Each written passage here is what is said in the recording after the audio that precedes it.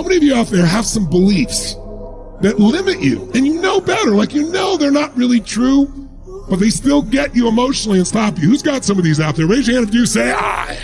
Say I. Well, you intellectually know they're not right, but they still control you because they're deep in your subconscious. They literally are a pattern that's gotten locked inside of you. And so what we're going to do is decimate them. We have a process. It's experiential. It's not intellectual, so that we can literally scratch the CD. Remember I talked about that? If you listen to an old CD in the old days and listen to music, because there's a pattern on that CD that the laser picked up. And if you got a CD in your head that's keeping you overweight, set of beliefs, set of emotions, and I try to put a new one inside there, it's not going to work if I put them on top of each other. But if I pull out your old CD, right? Remember the old CDs? And I take out a needle and go back and forth, back and forth, back and forth across that belief, that emotion, that pattern. Now if you try to put it in, it'll never work the same way. So now your brain's open to something new. And then we're going to plant to something new that's going to shift you. You can look online and see all the people lost 10, 20, 30, 40, some people 250 pounds because they made the psychological emotional shift and they know what to do. In every city virtually in the world, someone's dying driving a car, but we don't not drive our cars because otherwise you have to stay home and do nothing the rest of your life. So I say to all of you, grab your courage. Courage does not mean you're not afraid. We said this several times. It means you're scared shitless, but you're going to do it anyway. And if you're going to make any money, if you're going to build a business, if you're going to have a great relationship, you're going to have to take some risks. Intelligent risks, not stupid. I'm not saying break laws or rules or whatever the case may be where you live. I mean, comply with the rules, but don't live in fear. And don't let your uncertainty keep you from taking action. Because if you do that, you're going to live that the rest of your life, and it's not a happy life. Think about it. Most people don't live that philosophy of stretching that I shared with you that Jim Rohn taught me. This whole philosophy was, if you can't, then you must. Remember? If I can't do it, then I make myself do it immediately. Now, again, it's not if you can't jump off a cliff, you must. You got to be smart. But if you say, I would be a better person if I took this action, but I'm afraid, or I'd be a better father, a better husband, better friend, better soul, better spirit, better anything, businessman, businesswoman, and I know that would happen and I really don't want to do it, I make myself do it. That's why I have the privilege to be with you today, because I keep breaking through.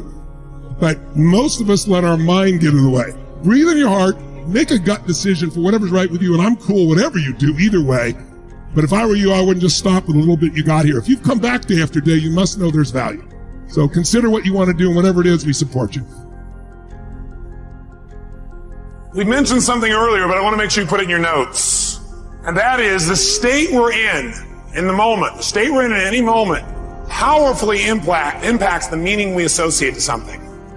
The state we're in the moment, powerfully impacts the meaning that we associate to something or that we assign to something. So one way to change what things mean to you is just change your darn state. Is that true? I mean, if you're feeling great, do things just kind of bounce off you that normally if you're feeling upset, you change the way you look at them probably, change the way you feel about it, you bet.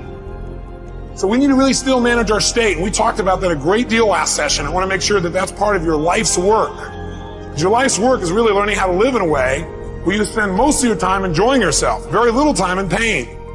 Most of your time in pleasure, very little pain. And living your life hopefully in a way where not only do you feel good all the time, but the people around you feel good just by being around you. That because they're around you, they feel a lot less pain and a ton of pleasure. See, that's my idea of success. Success is when you learn to live your life in a way where you experience tons of pleasure every day and almost no pain.